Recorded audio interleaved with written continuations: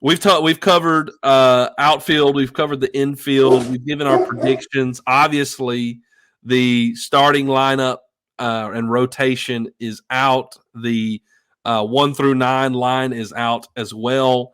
Obviously, the game's starting at 3:00, so everybody knows what it is. So we can discuss it and break it down. And of course, we want to hear Demouy's takes on the pitching staff this year, the job Wes Johnson has done, and what we're looking forward to with this staff. And so that's what we're going to be focusing on really at the beginning here. So, Demouy, the starting weekend rotation is a bit of a surprise for everybody. Bit of a surprise. We got Skeens, which isn't a surprise. Cooper, and then Shores on Sunday. So what was your initial reaction to that, and what are your thoughts? My initial reaction is I got it completely wrong. I'll tell you that, because I didn't. I think everybody, obviously Skeens, everybody knew about Skeens, but I did not expect Cooper to start, and whether or not he stays in the starting rotation is yet to be determined or yet to be seen. But I've seen him pitch several times, and I saw him pitch last Friday, and I believe it was last Friday, and he absolutely dealt. It was 4 innings, and he was facing Cruz, Morgan, White, and he cut those guys up. I don't think either 3 of those guys got a hit. So I think with Cooper this year, I think the best thing is you've seen him develop a changeup with consistency, so he's not just fastball slider guy. And his velocity is about the same, but I think, I guess Jay Johnson obviously thought he had earned that, and Cooper mentioned some of the fact that he really wants to start. So I had a little bit of that in my career, but I felt in the end I'd rather stay in the bullpen. But so that surprised me. And then Chase Shore surprised me because I really thought it was going to be Ty Floyd. I haven't heard Ty's name mentioned the past 2 days. Not a lot, yeah. Yeah, but Shore obviously is an amazing pitcher, amazing prospect for just being a freshman. I think people who haven't seen him pitch yet are going to be shocked when they look at his velocity, because it's a real 97 to 99. Like, that is no joke. And he's a massive kid. He's 6'8" freshman. So I thought Shores would be more of a midweek guy, like let him throw against Southern, get 4 innings, then he throws another midweek game. I initially thought he would press for a weekend spot come SEC time, just because of his stuff so good. And they had a lot of people, I don't know how y'all felt, they had a lot of people talking about him in the pen as a closer. But when you watch him pitch, his stuff is just too good to throw 1 or 2 innings. Like, if your stuff's that good, I want you to go 5, 6, 7 down the road. Yeah. So I think fans are going to be pleasantly surprised. Transitioning from football and then basketball has been a little bit of a mess. And if people haven't had a chance to see these guys, I think they're going to be excited, Yeah, absolutely. So, Demouy, how do you think this is going to play out with Cooper? I mean, obviously he said Hurd would go Tuesday, and we know ahead of schedule we have Texas the next Tuesday. So is this a setup to have Hurd pitch against Texas, and do we see him then work back in, or do you think this is what it is for now until he sees some kind of change? I think you're right. I think, Hurd's going to be set up to throw against Texas. I think you're exactly right. I will say I saw Floyd and Hurd throw last Sunday because Saturday got banged because of the weather. And Hurd struggled with his control, really, not his stuff, but he was just missing with his fastball. He walked a couple people. He got 2 monster home runs hit off of him. So, and I think he worked some in the midweek. I don't know what that work means, whether he threw an extended bullpen or threw to some live hitters to try to get some things right. And I think that's another reason why he got pushed back. But I saw on Twitter where Jay thinks he needs to start for this team for them to be successful and throw a bunch of high leverage games. So, Reagan, I think you're exactly right with him. I think he's going to be in that weekend rotation. I just think unless Cooper goes out for the first 5 weekends and just absolutely carves people up, he's just so valuable in the pen because, one, he can throw long or short. He can throw Friday and Sunday, no problem, or Saturday and Sunday, no problem. Yeah. And I really think if you need somebody to close, he can close. You don't have to throw 97 to close. He's got the mentality to close. He's been there, done that. He's had success. So I just see him being so valuable in the pen. I just don't know if he stays a starter. Well, hey, you mentioned following up what you just said about the closer. I know from listening to your podcast, you and just from talking with you that, and I had to agree with you that I think some of us saw Grant Taylor, obviously vying for a starting position or becoming the closer. Yeah. I really like the idea of him becoming a closer. And then, somebody like Chase Shores, pitching during the midweek, and getting him ready for a weekend rotation with Floyd, Hurd, and Skeens on the regular weekend rotation. But now that Grant is out of the picture, Chase Shores is now filled that Sunday spot. We'll see what happens with Coop and Thatcher Hurd. Who do you see that could potentially take over this closer role? Because I think with a team that needs to make a deep postseason run, obviously the bullpen has to be deep. We know that from just the teams that have won in Omaha, but also the need for a really good closer. So who do you think, now that Grant Taylor is out for the season, who do you think fills that void? Man, I think the easy answer is I don't know. I think there's a bunch of people that could fill that void. And I think it's going to be closer by committee just to see who adapts to that role, see who fits. So some of the names I think, one, I would not be surprised to see Christian Little move back to the bullpen, the transfer from Vanderbilt. I do. Now, listen, I don't have a ton of inside information at all. I think he probably came here to start and to, put in some mound time and get, be a starter, whether midweek or SEC. Maybe he didn't get that at Vanderbilt. I think he's got more left in the tank. The other day I saw him, he was 92, 94, but he always looks like he's holding back a little bit to me. So I wouldn't be surprised if his velo could jump up if he's in that closer role. I think Bryce Collins could close. Last year he was 88 to 90. Now he's 94, 95. Which is like wow. it's significant in terms of his velocity Huge jump. Yeah. And he kind of did that middle relief role last year for LSU. I think he's valuable in that role.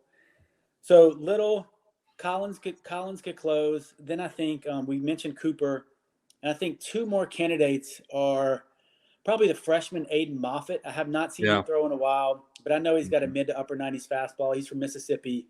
He was a big time recruit.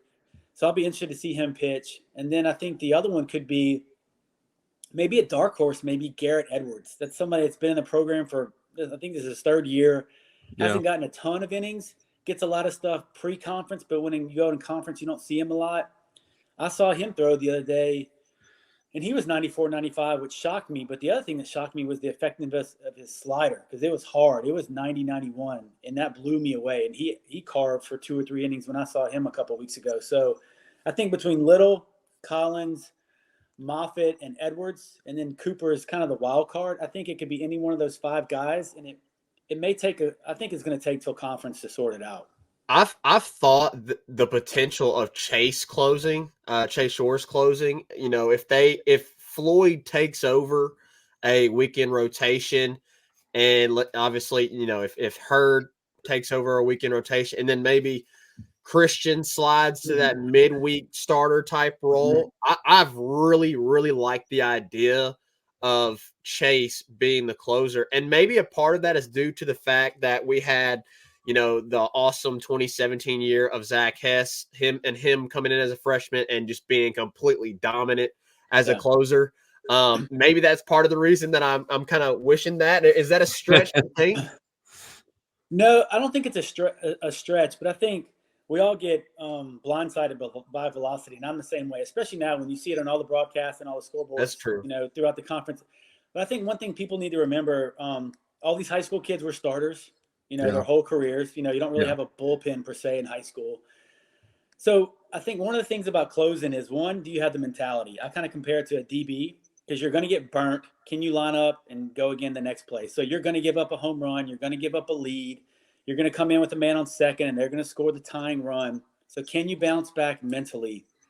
But the other part of it is, can your arm bounce back? There's just so many things going into closing with, how quickly do you get ready? How do you bounce back if you get hot and then you don't pitch on Friday night? Are you able to get up and throw again Saturday? If you're throwing 30 pitches in the bullpen and you don't throw Friday night, can you throw again Saturday, 15, 20 pitches in the bullpen, then go out there and perform? You know, a lot of these kids, if they're starters, they may take a little while to get loose, or they may not like throwing from the stretch very much. So I think some of it is mentality and just preparedness for the role. Because I didn't get used to starting until I got into college, and then I loved it. I had the ability to throw back-to-back days, you know, Wow. whether or not my stuff was as effective. But that's a big thing, you know, and Yeah. I just don't know if some of these freshmen are ready for that as of yet. So, middle relief, since we kind of haven't really discussed that yet. Yeah. And I'll throw some names out Mhm. just out of curiosity, because I feel like their names I'm not hearing much, but I know they're on the team and I know they're around and can contribute. Right. Blake Money, Mhm. Sammy Dutton, Mhm. the freshman Griffin Herring, Will Helmers. Like, are these going to be some of your guys that are your middle relief? I mean, what's your thinking on that? And of course, you said that Cooper is very valuable out of the pen, and I got to agree with you. I would love to see Cooper to be your first guy out of the pen, because I think he would be your first guy. You also got Coleman recovering as well. He should be back at some point this season, I think. Yeah, maybe so. I think the names you mentioned, Reagan, are the exact same names I would throw out there. I think sometimes, obviously, you know, the big thing with the bullpen is early on you're going to see how guys throw, right? Because throwing to another team obviously is very different than throwing to your own team. Yeah. So I think situation dictates a lot of whose number they choose to call. Righty, lefty, point in the game. What do you need situationally? Do you need a ground ball double play? Do you need a strikeout, etc.? I think all those guys. I think Money's going to be in the pen. I think Dutton could be a swing guy, maybe a midweek starter, but he's going to be primarily in the pen. I think Helmer's pen. All those guys are going to be in the pen. It'll be interesting to see how they use Griffin Herring, and then you have the other freshman, DJ Primo, both lefties. And I admitted this the other day on my pod, I forget about this guy all the time. Is it the Canadian? No, I think he's going to redshirt. Micah Oh, Buckland. really? Yeah. I think the JUCO lefty, Nate Ackenhausen, he's almost like he's I thought he was the Canadian. I thought he was the Canadian. No. He's JUCO transfer. Okay. I think he could be a swing guy, but I see him taking some of the pressure off if Riley Cooper does return to the pen, because he's left-handed as well. Him helping Cooper carry that load. Yeah. And he's another guy that's an easy middle relief guy. He's 90, 92, 93 with a good curveball, so he can go one or two times through the order if needed, depending on what the start. You know, if the starter gets kicked out early, Ackenhausen can stretch out the 3 innings, and I think he's going to be a big bonus in the pen. You know, and he may take some innings away from those other 2 freshman lefties. Yeah. Well, that sounds awesome. I mean, I'm thrilled about our staff this year. It feels like we have more depth. Yeah. And more to work with. Whereas last year, you know, we had very limited starting, and the loss of Javen Coleman, I think, really hurt us too last year, because it was like we had 3 guys coming out of the pen. Like we had Cooper, Reiselman, and Gervais. And it felt like that was it. So I feel like that was a huge struggle. So to have this depth this year, I mean, how crucial is that in terms of a deep run? Yeah, I think to your point, I think this year is the complete opposite, to where I think you have 5 or 6 guys that could start, really. When you look at, you know, Skeens, Cooper, take the weekend 3, right? Skeens, Cooper, Shores, and then you throw in the fact that Little can start, Hurd can start, Floyd can start, and Dutton Money have done it in the past. So there's a bunch of guys that can start. Now, whether or not everybody's a quality SEC arm, that's yet to be determined. So I think this year you have more starting power and more question marks in the bullpen. And I think that's easy for fans to see. Maybe the coaching staff thinks they got it figured out. So that's the biggest question mark for me, is who's going to step up in the pen. I think the starting rotation, if you have enough arm talent, they're going to figure it out, right? They got enough guys. What I love about the pen this year is a lot of those guys are guys that have been in the past asked to go for extended out, like Blake Money started last year. Helmers Dutton started last year. Helmers started 2 years ago. You know, when Javon is healthy, he was a guy that at the end of 2021, he was, you know, potentially about to be a starter. Like a lot of those middle relief guys that we have been talking about, those are guys. A Christian Little, you know, may be a middle relief guy. Right. Those are guys that they have extended. So, like, I think what's going to help LSU this year is, you know, you may have guys that go out there and they, you know, when a starter has a bad game, they go out there and they save you a bunch of arms for the next 2 days. Yeah. Because you have those guys that have extended in the past. So I really like that aspect of this pitching staff. You're exactly right. Yeah. I mean, just a ton of depth. And you think back to the end of last year, just like y'all said, you know, Raiselman, Gervais, Cooper, Collins, Fontenot, Vittmeyer, all those guys, because the starters rarely made it, you know, towards the end of the year, I felt like they couldn't make it out the third or the fourth. Hilliard could extend sometimes. And then come regionals, you really saw it come back to bite LSU. Those guys were they were toast. You know, they had nothing left. And they just couldn't hold on to anything because they had been relied upon so much. So I think the depth in the pen is really good this year. And if you think about it, they have 2 guys that were supposed to contribute this year that are hurt, that are sitting out. Caleb Appleby was a JUCO guy. He got hurt, so he's out this year. And then probably the most highly touted freshman pitcher, even more so than Shores, I think, is Jaden Newt, and he's out with an injury this year too. So there's just, you know, Jay Johnson and Grant Taylor. Yeah, you're right. And with the addition of Wes Johnson, they loaded up on arms. I mean, they got arms for days. Now it's just up for those guys. They just have to prove themselves now, and they just have to sort themselves out because there are going to be a lot of guys down there fighting for innings, you know? Yeah, it is. Could you imagine if all 3 of those guys were healthy? Like the depth is there now, and if you added those 3 more arms, like Newt, Appleby, and Taylor, those are really good stinking arms that are, you know, I mean, the depth is undeniable this year. One more thing about pitchers, and then I guess we need to discuss catchers just a little bit. That's no problem. What Zeke will probably my son will probably come make a random entrance here in a second, so don't worry about it. So Skeens, is the stuff the real deal? Like we're hearing like he's the best pitcher in the country, you know, like is Paul Skeens really what we've been hearing Paul Skeens is? Yeah, so I apologize if there's a little background noise with my no dog. problem. I think we're good No now. problem. He's just excited it's opening day. That's all. Yeah. So, yes, he's the real deal. Like, he's going to be 97 to 99, unless for some reason because it's cold. I don't see why that would affect him. He's thrown in cold all spring, really. Colorado, so he's going to be 97 to 99. I think if it was a night game, I think he would hit 100. I mean, legitimately hit 100. Yeah. And he has a wipeout slider. He's got a good 2-seam. He drops, it's like 94, 95, I believe. And then he's got a changeup. So last Friday, I think struggle, maybe a strong choice of words. He scuffled a little bit with his control last Friday when I saw him throw in the scrimmage. Yeah. He was just falling behind. Like he gave up an 0-2 hit to Napolt. He gave up a 2-2 hit that drove in an RBI to Brady Neal, the freshman who had a really good at-bat off of him. But the other thing to remember, I always temper that because this lineup, these guys have seen Paul Skeens since October. Yeah. So they know he's going to throw 97, 99. They know what his breaking stuff looks like. So they know if it's 97, 98 at their chest, they're going to lay off of it. Whereas Western Michigan, you know, those guys have barely been outside. So when they see that tonight, it's going to get on them in a hurry. So it's a step up in competition, though, with the SEC. And when you're asking him to be the Friday night guy, that's just something he's going to put on his shoulders. But I think he's the right guy to do it from a mentality standpoint. You know, a guy went to the Air Force Academy. So he's been through the rigors, I think, just from a personal standpoint. And his stuff's the real deal, though. So I'm excited for y'all to see him pitch and for all these fans because, I mean, he's massive. He's 6'8", 240. And when you see him out there and he's pumping that, you're like, this is fun. You know, it is legitimately fun to watch him throw, you know, because his stuff is so dominant.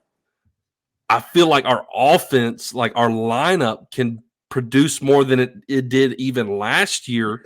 And now we have the depth and the talent as you know, from a starting standpoint, you know, we've got arms to fill in the mid relief, and somebody's going to end up taking a closing spot, or maybe 1 or 2 or 3 of them will kind of fill those roles. And so it's really exciting. I think this is why we're number 1 in every poll, because you have more talent in the offensive lineup, and now you have the arms to back it up. So the catcher position, we this was supposed to be, our predictions, obviously, with the game moving up and whatnot. It's come out a little earlier than expected, and that's fine. And it's Brady Neal. You've been there. You've been seeing the catchers. Brady Neal's getting the start. So in terms of defense and offense, like, who is your overall, like, is someone going to take the spot and run with it? Or is this going to be situational where they use two guys like Neal and Milazzo interchangeably? I mean, what is that going to look like? I think they're going to use them interchangeably early on. It seems like Jay Johnson really likes left-handed, right-handed matchups. So Milazzo is a right-handed hitter. Neal's a left-handed hitter. In terms of defense, I mean, I think Milazzo has a stronger arm, and I think he's better defensively. Yeah. That's not to say that Neal is not good defensively or doesn't have a good arm. I think Neal's an improvement from where they were last year defensively, once Milazzo went down. Now, Hayden Travinsky's still there. I think he's going to may catch a little bit, but probably DH more. I think he brings kind of some intangibles from a leadership standpoint. He's been there a long time, and you can hear him really cheering guys on at scrimmage, and he's a pretty vocal guy. But the other two, I don't know how much time they're going to get behind the plate, but they also brought in two other freshmen besides Brady Neal and Jared Jones, who's DHing today, and then Ethan Fry, who's from Louisiana. I think one of those guys eventually will move to first base to take over from Morgan. I don't know who that may be. They both can swing it, and they're huge. They're both 6'4", 220 with a ton of power. So I don't know how they're going to shake out in terms of getting innings behind the dish this year, but I think it's going to be a Milazzo-Neal battle. I think they're going to go alternate back and forth depending on who's pitching for the other team. And then I guess who takes the reins of the job? I think what you're getting from Milazzo from a defensive perspective. Just, can he hit better than 200? Can he can he hit 250? And I think Neal, that he could legitimately hit 300 this year or close to it. And I would add in there, I don't know, 4 or 5 home runs. I don't know if he could hit not as a freshman, not double-digit home runs. He's a double-digit home run guy eventually, from the left side of the plate. He just handles the bat so well. He has a really advanced approach. So, to your point, I just think it's going to flip-flop back and forth, until this thing shakes itself out. So you mentioned this briefly before the show when we were talking before we got started. He's supposed to be a senior in high school. So, like, how impressive is that? Yeah. Very. Come to think that, I'm sure he was probably 17 when he got to campus. I don't know. But still, the fact that he's supposed to be hitting off, high school pitchers right now, and now he's facing, one, he's teammates with the potential number 1 overall draft pick and Dylan Cruz. He's in the same locker room with him. And now he's catching Paul Skeens to open up the year, who's a top 10 Major League Baseball pick, and he's going to be handling 97, 98 when, he should be worried about a ton of things, probably proms on that list, all kinds of things. Right? And he's got and next week he's going to fly out to Austin, to start for the number 1 team in the country. So it's, but obviously he has the mental aptitude to handle all this stuff, or else he wouldn't be starting. Well, I think, and this is no knock on Pulmonary and his staff, but I think some of that, not putting them in the lineup, not thinking about them, is maybe a little hangover from the previous staff, because you just didn't really see that with the last staff. I think they typically went with a more experienced guy, with Paul and them. They would kind of nod Milazzo, I think, if it was still him, over Brady Neal, and I think it would be more consistent rather than interchangeable. So that maybe some of that is because we didn't even consider some of the guys in terms of like Chase Shore's starting pitching. Right. So something definitely we'll have to get used to with new staff and whatnot.